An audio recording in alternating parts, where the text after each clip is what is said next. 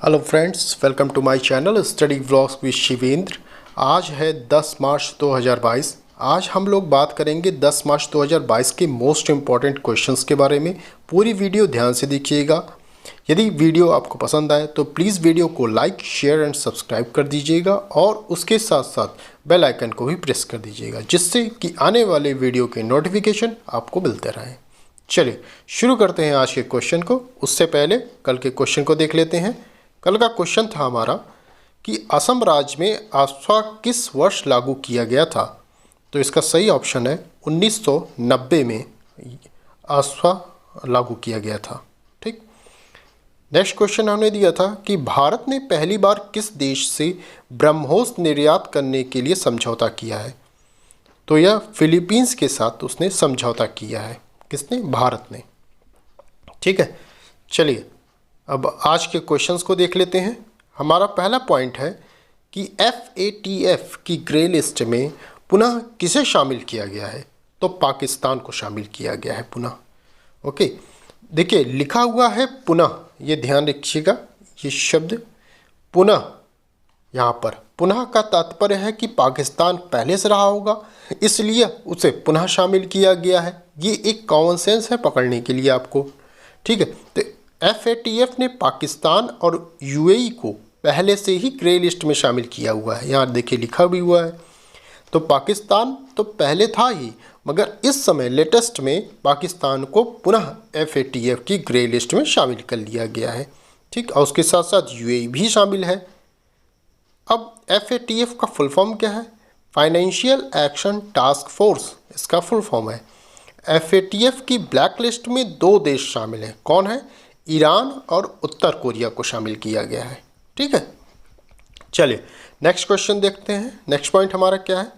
स्लीनेक्स सैन्य अभ्यास most important आपका सैन्य अभ्यास है, इसको जरूर याद करिएगा। हमने आपसे कहा था कि जो दिवस है या पुरस्कार है, कुछ भी आ रहे हैं इस मंथ में, उनको अलग से आप बनाइए और नोट डाउन करिए। उसमें सैन्य अभ्यास भी आप एक तरफ बनाएंगे। यदि मार्च महीने का सैन्य अभ्यास है तो वही मार्च महीने में सैन्य अभ्यास लिखिए, क्योंकि देखिए जो सैन्य अभ्यास है जैसे स्लीनेक्स हो गया, ये सब जिनके मध्य होता है वो चेंज नहीं होता अधिकतर, बस जगह भी वही रहती है। तो आपको आपने अगर एक बार कायदे से पढ़ लिया कि ये फला सैन्य अभ्यास है, इनके मध्य होता है, तो अधिकतर उन्हीं के मध्य होता है। एक बार सिर्फ कायदे से ध्यान से आपको पढ़ना होगा। ठीक, चलिए तो हमारा है क्या है? स्लीनेक्स सैन्य अभ्यास। यह भारत व श्रीलंका के मध्य हुआ। कैसे आप पहचानेंगे इसको? स्लीनेक्स को अगर शॉर्ट फॉर्म में आप तोड़ के पढ़ेंगे तो इसमें इंडिया और श्रीलंका शामिल हो जाएगा। SL का मतलब है श्रीलंका, IN का मतलब है इंडिया, EX का मतलब है exercise. Sri Lanka, India, exercise. Okay, इसी में नाम आपका शामिल हो गया, पता चल गया आपको। तो भारत व श्रीलंका के मध्य हुआ। कहाँ हुआ है? विशाखापट्टनम में हुआ है। ये भी आप याद रखिएगा, मोस्ट इंपॉर्टेंट है आपका। संस्करण कौन सा है? 9वां, क्योंकि ये अभ्यास ही सैन्य अभ्यास, ये मोस्ट इंपॉर्टेंट है, इसलिए आप इसका सभी चीज़ें याद रखेंगे। किनके मध्य हुआ, कहाँ हुआ और संस्करण कौन सा था, ये चीज़ आप याद रखेंगे। ठीक है, अच्छा ये सैन्य अभ्यास आया है तो कुछ सैन्य अभ्यास हुए हैं जिनके बारे में हम चर्चा कर लेते हैं।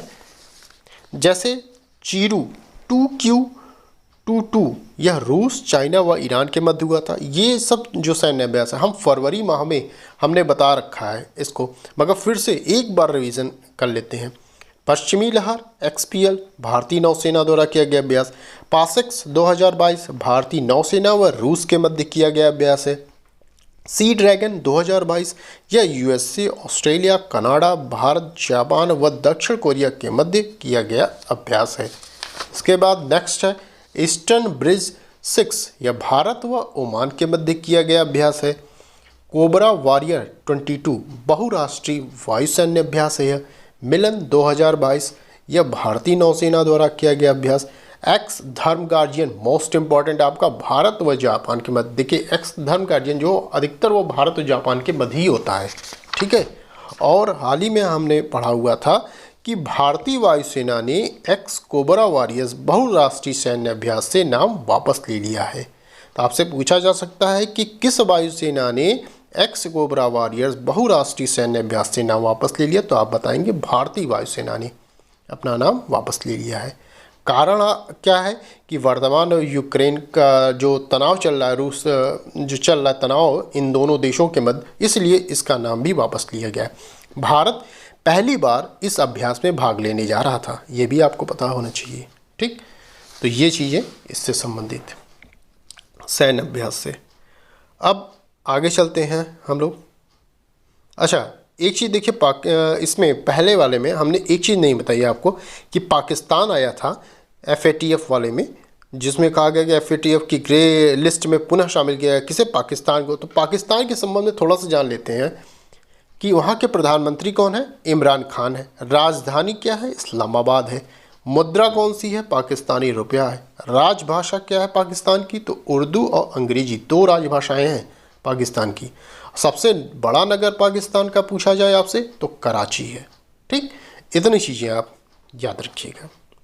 चलिए नेक्स्ट पॉइंट हम लोग देखते हैं। स्टडी इन इंडिया मीट 2022 का उद्घाटन कहाँ किया गया? तो इसका उद्घाटन ढाका बांग्लादेश में किया गया है। ओके, ढाका बांग्लादेश में किया गया। अब चूंकि बांग्लादेश आया है तो बांग्लादेश के विषय में थोड़ा सा जान लेते हैं। राजधानी क्या है? ढाका, क्योंकि यह जो उद्घाटन किया गया है यह बांग्लादेश की राजधानी ढाका में किया गया है। ठीक है, तो राजधानी हो गई ढाका। ये पूछा जा सकता है आपसे, ये भी नोट डाउन करिएगा कि जो राजधानी मैं बता रहा हूँ वो पूछा जा सकता है, क्योंकि ये सब चीज़ें अगर आती हैं तो उनकी राजधानी जरूर आती है, या तो सुमेलित करने के लिए आती है या डायरेक्ट आपसे पूछ लिए जाते हैं। तो ये पता रहे आपको कि किसकी कौन सी राजधानी है। तो बांग्लादेश की राजधानी ढाका। राष्ट्रपति कौन है? अब्दुल हमीद है। प्रधानमंत्री कौन है? शेख हसीना है। राजभाषा वहाँ की क्या है? बांग्ला है। सबसे बड़ा नगर कौन सा है बांग्लादेश का? तो वह ढाका है। ढाका राजधानी है और वही सबसे बड़ा नगर भी है। ठीक है, संसद पूछी जाए तो जातीय संसद वहाँ का नाम है। मुद्रा कौन सी है? टका मुद्रा है बांग्लादेश की। अब कुछ मुख्य इंपॉर्टेंट चीज़ें बांग्लादेश से संबंधित हम जान लेते हैं। देखिए, गंगा नदी को बांग्लादेश में किस नाम से जाना जाता है? तो पद्मा नाम से जाना जाता है गंगा नदी। जब गंगा नदी बांग्लादेश में पहुंचती है तो उसका नाम क्या हो जाता है? पद्मा हो जाता है। ठीक, वैसे ही ब्रह्मपुत्र नदी को बांग्लादेश में किस नाम से? जमुना नाम से जाना जाता है। ठीक है, यही नदी जब आपका ब्रह्मपुत्र नदी जो पड़ती है, जब ब्रह्मपुत्र नदी वह बांग्लादेश में पहुंचती है, ठीक वैसे ही गंगा नदी जैसे पहुंच रही है वैसे बांग्लादेश में पहुंचती है तो उसका नाम क्या होता है? जमुना हो जाता है। ठीक, बांग्लादेश भारत के साथ सबसे लंबी बाउंड्री बनाता है। ये बताइए कितनी बाउंड्री, लंबाई कितनी है इसकी? तो 4096 किलोमीटर है, 4096 किलोमीटर है। बिम्स्टेक का मुख्यालय पूछा जाए आपसे तो यह भी ढाका में स्थित है। देखिए, ढाका संबंधित तीन चीज़ें हमने पढ़ी। राजधानी ढाका, सबसे बड़ा नगर ढाका, बिम्स्टेक का मुख्यालय ढाका। ठीक है, तो संप्रीति सैन्य अभ्यास एक होता है, वह किसके मध्य? भारत व बांग्लादेश के मध्य होता है। ये भी मोस्ट इंपॉर्टेंट सैन्य अभ्यास है, भारत और बांग्लादेश के मध्य। बांग्लादेश की सबसे लंबी नदी पूछी जाए आपसे तो क्या बताएंगे? सुरमा नदी है बांग्लादेश की। इससे क्या होता है? आपकी जीके जो स्ट्रांग होती है। अब जैसे पूछ लिया गया कि सुरमा नदी कहाँ की है तो बांग्लादेश का, आपको पता होना चाहिए।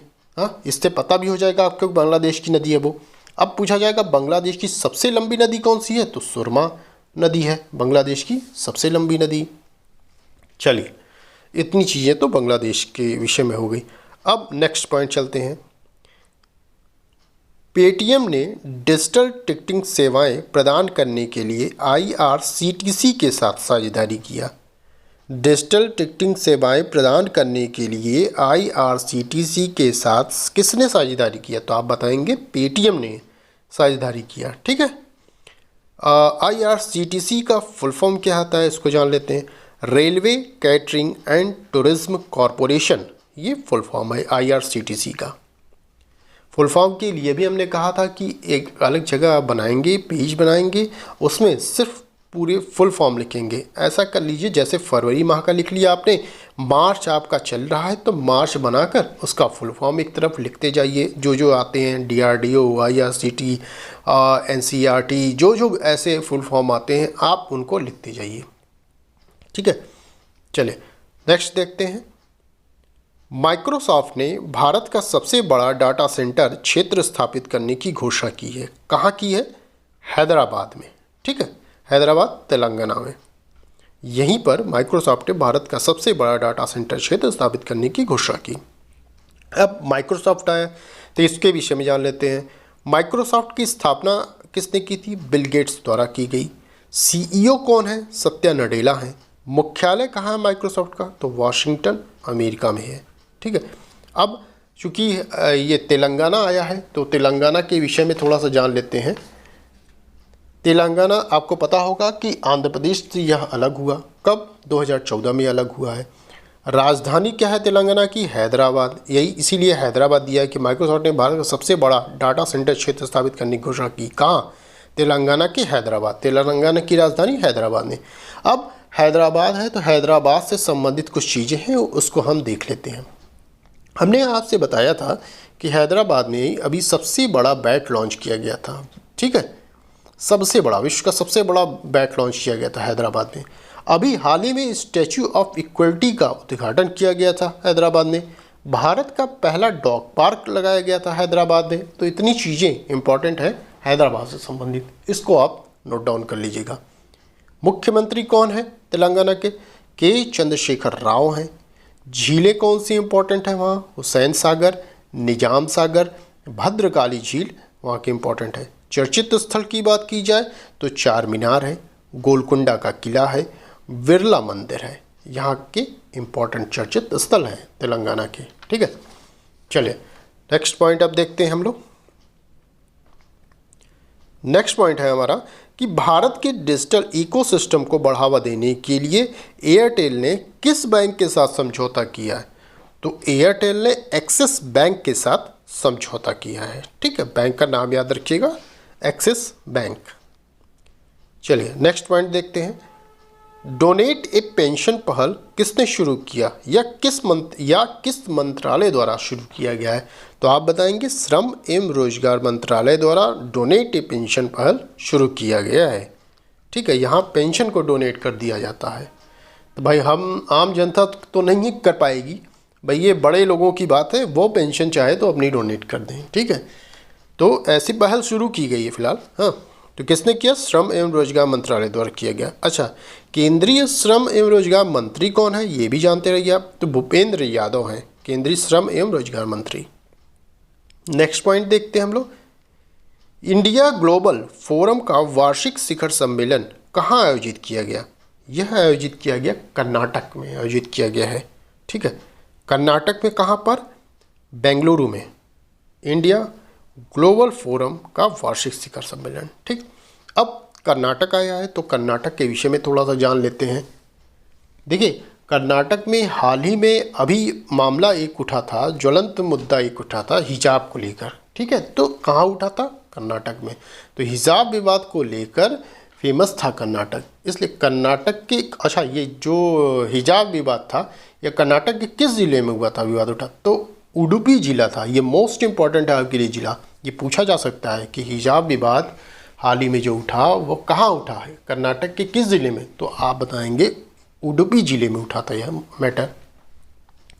राजधानी क्या है कर्नाटक की? राजधानी कर्नाटक की है बेंगलुरु। मुख्यमंत्री कौन है? मुख्यमंत्री हैं Basavaraj S Bommai. National park कौन सा है इम्पोर्टेंट कर्नाटक का? तो वह बांदीपुर राष्ट्रीय उद्यान है।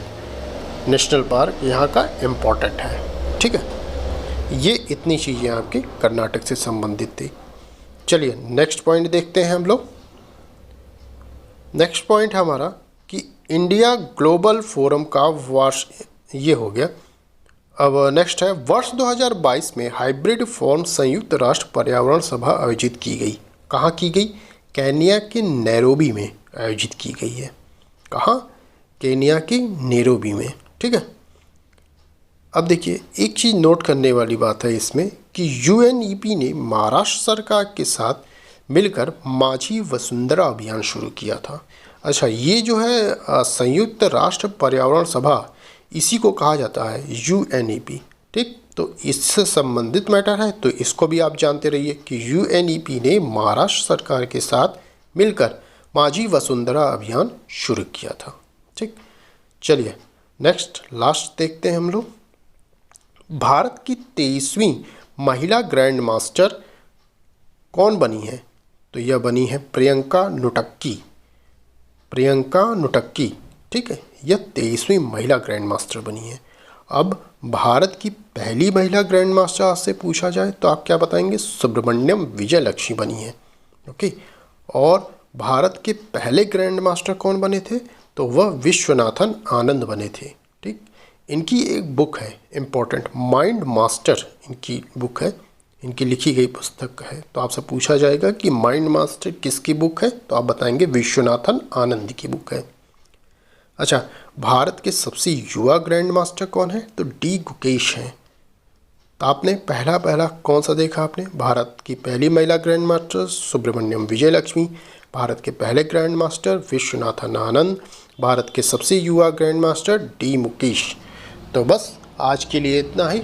ये थे आपके आज के टॉप 10 मोस्ट इम्पॉर्टेंट क्वेश्चंस। अगर वीडियो आपको पसंद आई हो तो प्लीज़ वीडियो को लाइक शेयर एंड सब्सक्राइब कर दीजिएगा और बेल आइकन को भी ऑन कर दीजिएगा, जिससे कि आने वाली वीडियो की नोटिफिकेशन आपको मिलते रहें। ओके, चलिए आज के क्वेश्चन को देख लेते हैं, अपना होमवर्क।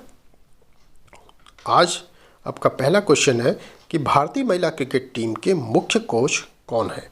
आपके ऑप्शन है राहुल द्रविड़, रमेश पवार, वीरेंद्र सहवाग, इनमें से कोई नहीं। नेक्स्ट क्वेश्चन है पुणे मेट्रो रेल परियोजना की कुल लंबाई कितनी है? तो आपका ऑप्शन है 32.2 किलोमीटर, 33.5 किलोमीटर, 35 किलोमीटर, 38.2 किलोमीटर। तो बस ये थे आपके आज के क्वेश्चन। कमेंट के माध्यम से इन क्वेश्चनों के आंसर आप बताइएगा कि इनमें से कौन सा सही है। तो अब कल मिलते हैं हम लोग नेक्स्ट टाइम में, ठीक है?